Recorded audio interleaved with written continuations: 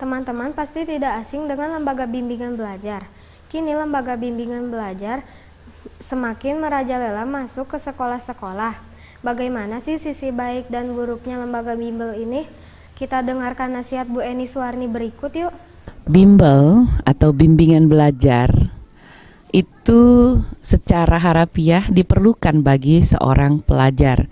Tetapi hal yang terjadi dewasa ini, bimbel ini seolah-olah menjadi sebuah kewajiban ya bagi siswa untuk mengikutinya. Bimbingan belajar itu sendiri sebenarnya kalau orang tua menguasai bidang ilmu yang atau mata pelajaran yang sedang dipelajari anaknya dan orang tua bisa mengajarkan pelajaran tersebut pada anaknya, tidak perlu diperlukan bimbel.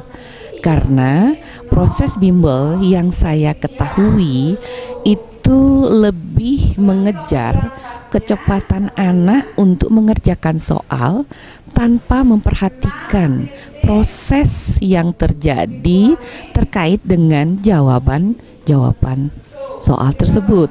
Sehingga seolah-olah semakin cepat anak bisa menjawab, semakin bagus dia dalam prestasi bimbelnya.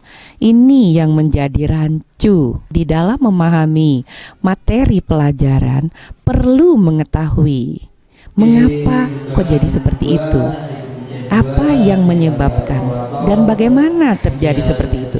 Proses-proses ini perlu dijelaskan pada anak, tidak sekedar ngedrill jawaban dari problem yang diberikan. Nah, yang lebih parah lagi mengenai bimbel ini yang saya lihat di masyarakat adalah mulai dari TK anak-anak itu sudah diberikan bimbel, apapun namanya, entah kursus, entah bimbel terkait dengan pelajaran TK.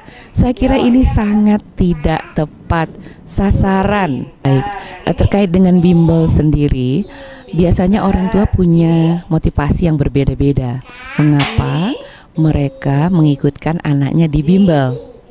Nah, ada tren yang saya lihat bahwa dengan mengikuti bimbel di lembaga tertentu, mereka bisa masuk ke perguruan tinggi tertentu. Misalnya ini untuk tingkat SMA.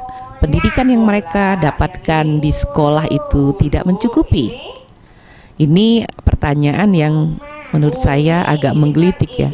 Sebenarnya ada apa dengan pendidikan yang ada di sekolah sekarang ini? Di sekolah, guru diminta untuk memberikan pelajaran sesuai dengan kurikulum yang telah ditetapkan oleh pemerintah.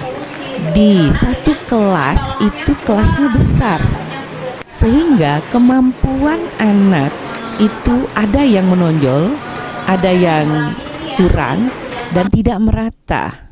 Menjadi salah satu keperluan orang tua untuk bagaimana anaknya dalam proses belajar tersebut untuk orang tua memasukkannya ke bimbel.